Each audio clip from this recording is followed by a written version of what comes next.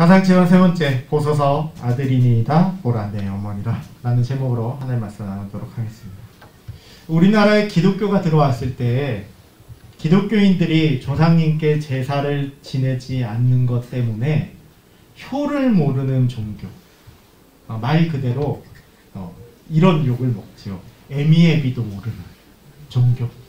네, 그렇게 이야기하면 손깍질하는 모습이 있었습니다. 하지만 성경은 엄청나게 효를 강조합니다.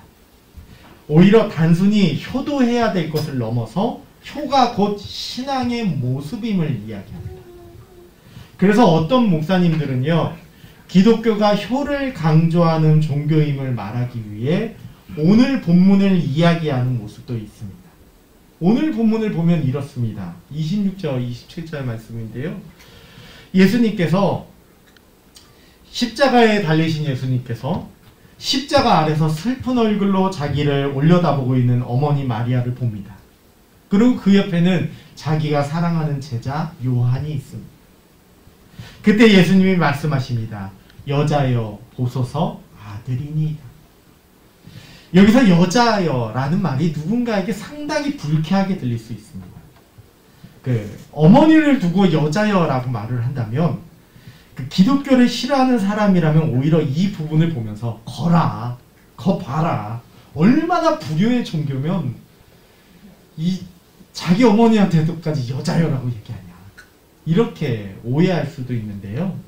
사실 이 여자여라는 기나이라는 이 표현은 요한복음 안에서 이 무슨 거친 표현으로 이렇게 막 얘기하는 게 아니라 이 여인들을 일반적으로 호칭하는 표현입니다.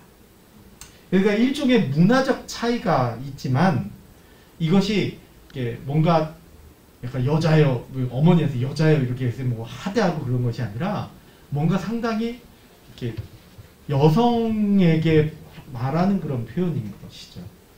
그래서 그렇다고 번역을 우리가 다르게 할 수는 없기 때문에 이 원형으로밖에 번역할 수 없어서 여자여라고 한 것이지, 이것이 어머니를 하대하는 표현은 절대 아니라는 것이죠. 존중의 표현입니다. 이렇게 예수님께서 자신의 어머니 마리아에게 이 사도 요한을 당신의 아들이다라고 소개를 해줍니다. 그리고 이번엔 자기의 제자에게 말합니다. 보라 내 어머니다. 이 마리아에게는 새로운 아들이 생겼고요, 이 요한에게는 새로운 어머니가 생긴 겁니다. 이렇게 예수님이 하신 것을 두고 어떤 유명한 교회 목사님은 이렇게 설교를 합니다. 봐라, 기독교는 효의 종교다. 심지어 예수님께서는 십자가에서 죽어 가시면서도 자기의 어머니를 생각했다.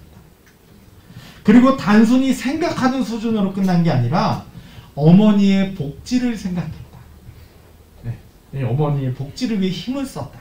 이렇게 얘기를 하십니다. 이렇게 기독교는 효에 대해 강조하고 또 예수님은 모범을 보이셨다라고 설교하는 경우가 있습니다. 실제로 그런 설교들이 있어요. 실제로요, 요한은요, 이후에 마리아를 극진히 모시게 됩니다. 성경이 말하잖아요. 그때부터 그 제자가 자기 집에 모시니라 라고 얘기합니다. 전해져 오는 이야기에 따르면요, 이 사도 요한은 에베소에서 사역을 했다고 합니다. 제가 에베소 사진 하나 준비합니다. 네? 에베소에서 사역을 했다고 합니다. 그리고 이 에베소에 3차 종교 회의를 한 회의록이 있습니다. 이 회의록의 기록에 따르면 사도 요한이 마리아에게 새 집을 하나 마련해 주었다는 기록이 나옵니다. 그 위치는 사실 정확하게 알려진 것이 없지만 이 캐톨릭 측에서는 이 사진으로 보이는 곳을 마리아 생가라고 공인해 놨습니다. 이 집이 마리아가 살던 곳인지는 확신하기가 힘듭니다만 적어도 회의록에 그 기록이 남아있다는 것을 보면 요한이 계속해서 이 마리아를 어머니로 모셨다는 것을 볼 수 있습니다. 분명 앞서 말씀드린 것처럼 기독교는 효의 종교입니다. 단순히 제사라는 것을 드리지 않는다고 해서 효를 하지 않는 것이 아닙니다. 제사를 드리지 않는 것은 다른 이유 때문에 안 드릴 뿐이지 불효하기 때문에 드리지 않는 것은 아닙니다. 그러나 오늘 본문은 효자 예수, 기독교가 효의 종교다, 어머니의 복지를 챙긴 예수, 라는 것을 말하기 위한 본문인지는 의문이 듭니다. 세 가지를 말해 볼 수가 있습니다. 첫 번째로 예수의 형제들이 있었다는 것입니다. 만약 예수님이 외동이었다면 내가 먼저 세상을 떠나면 우리 어머니 어떡하지? 누가 우리 어머니를 돌보지? 라는 걱정에 차마 십자가 위에서도 어머니 걱정을 했던 예수님, 이렇게 말할 수 있겠지만 사실 예수님은 예수님의 형제들이 있었어요. 그걸 우리가 기억해야 됩니다. 두 번째는요, 이 본문을 그렇게만 보는 것은 단순히 예수님의 걱정하는 수준을 우리의 걱정하는 수준으로 하향시켜버리는 것입니다. 무엇을 먹을까, 무엇을 입을까 염려하지 말라라고 말씀하신 예수님이신데, 너희 하늘 아버지께서 너희에게 필요한 게 뭔지를 안다라고 말씀하신 분이 예수님이신데, 이 웃긴 일 아닙니까? 그렇게 말씀해놓고 정작 자기는 십자가에 달려있어서 그런 부분에 대해 염려하면서 있다면 웃긴 일인 거죠. 그러신 예수님은 아니에요. 충분히 먹이시고 공급하실 수 있는 거예요. 세 번째로 십자가 위에서 7가지 예수님의 말씀은 곧 십자가가 어떤 것인지를 잘 보여주는 것입니다. 단순히 십자가를 지면서 효를 걱정하는 예수님의 모습이라고 본문을 보는 것은 이 예수님의 가상 7원이 십자가가 무엇인지를 보여주는 전체적인 의도와는 조금 차이가 있게 되는 것이죠. 분명 예수님은요, 어머니의 복지를 챙겼습니다. 이후에 사도 요한이 마리아를 자기의 집으로 모셨다는 성경의 기록만 봐도 알 수 있다고 얘기 드렸죠. 그러나 이것은 단순히 효의 종교, 효자 예수를 말하는 본문으로 보기보다는 십자가가 무엇인지를 우리에게 보여주는 것을 생각해야 됩니다. 여러분, 예수님께서 지신 십자가가 무엇입니까? 바로 형제 아닌 자를 형제로, 자녀 아닌 자를 자녀로, 부모 아닌 자를 부모로 묶어주는 것이 예수님의 십자가입니다. 이에 대해 우리 에베소서 말씀을 조금 봤으면 좋겠습니다. 에베소서 13장, 에베소서 우리 2장 13절, 14절, 19절, 20절, 21절, 22절 말씀입니다. 우리 한번 같이 읽어보겠습니다.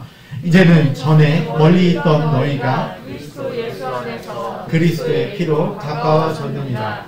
그는 우리의 화평이신지라. 둘로 하나를 만드사 원수된 것 곧 중간에 막힌 담을 자기 육체로 하시고, 그러므로 이제부터 너희는 외인도 아니요 나그네도 아니요 오직 성도들과 동일한 시민이요 하나님의 권속이라. 너희는 사도들과 선지자들의 터 위에 세우심을 입은 자라. 그리스도 예수께서 친히 모퉁이 돌이 되셨느니라. 그의 안에서 건물마다 서로 연결하여 주 안에서 성전이 되어가고, 너희도 성령 안에서 하나님이 거하실 처소가 되기 위하여 그리스도 예수 안에서 함께 지어져 가느니라. 바울이 말합니다. 십자가가 원수되었던 관계를 하나로 만들었답니다. 이전에는 외인이었던 자, 이전에는 이방인이었던 자, 이전에는 나그네 되었던 자를 이제는 동일한 시민으로 만드는 게 십자가인 줄로 믿습니다. 그게 십자가라는 거예요. 우리가 교회 안에서요, 형제님, 자매님 부르는 것이요, 여러분이 마땅히 부를 만한 호칭이 없어서 형제님, 자매님 하는 것이 아닙니다. 초대교회 때부터 불려왔던 이 호칭은 사실은 예수님의 십자가가 형제 아닌 자를 형제로 만들었기에, 자매 아닌 자를 자매로 만들었기에, 부모 아닌 자를 부모로 만들고 자녀 아닌 자를 자녀로 만들어 주었기 때문에 이것을 알았기에 그렇게 말했던 것입니다.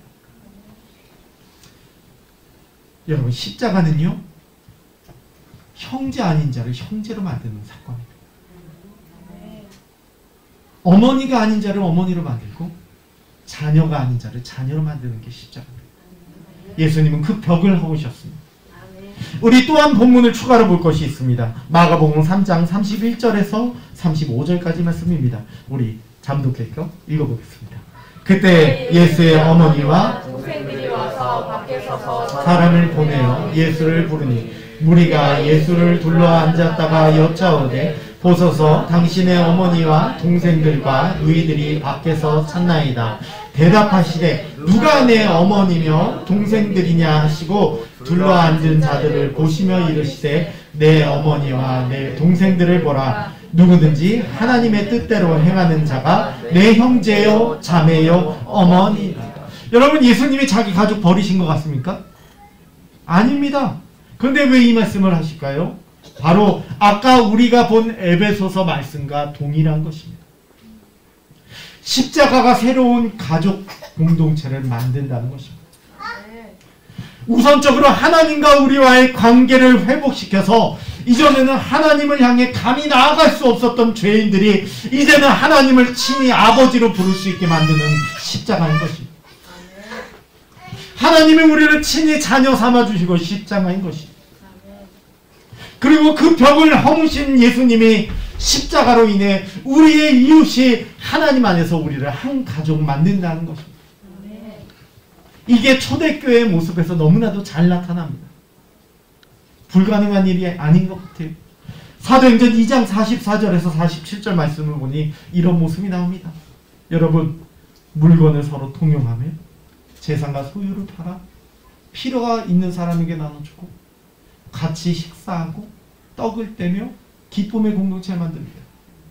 여러분, 이 초대교회 모습에서 뭐가 보이십니까? 말 그대로 주 안에서 아름다운 교제가 있습니다. 심지어 자신의 재산과 소유를 팔아서 필요한 이가 사용할 수 있도록 서로 간에 행동을 합니다.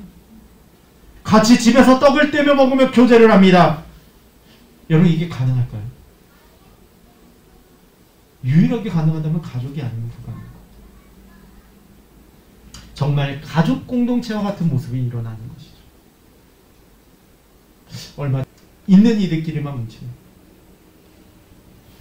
예수님의 십자가가 가족을 만들어냈지만요, 예수님은 벽을 허물어냈지만요, 정작 우리는 믿음의 공동체라고 말하면서 서로를 가족으로 부르며 형제님 자매님 하지만 벽을 쌓아가는 모습이 현재 한국교회의 모습은 아닌가 생각이 됩니다. 한국교회의 모습이 예수님의 뜻과는 전혀 180도 다른 모습으로 점점 더 담을 쌓아갑니다. 단 하나, 하나님과의 뚫린담 하나는 유지합니다. 왜냐? 하나님께서는 내 재산 내놓으라고 얘기 안 하시고, 하나님께서는 자기를 책임지라고 얘기 안 하시고, 하나님께서는 내 재산 소유를 팔아 물건 통용하고 필요에 따라 나눠줄 일이 없거든요. 그러니 하나님과는 담쌓지 않습니다. 지상에 완벽한 교회는 없다고 합니다. 심지어 우리 안에 초대교회처럼 되는 모습이 있을까 의문이 들기도 합니다.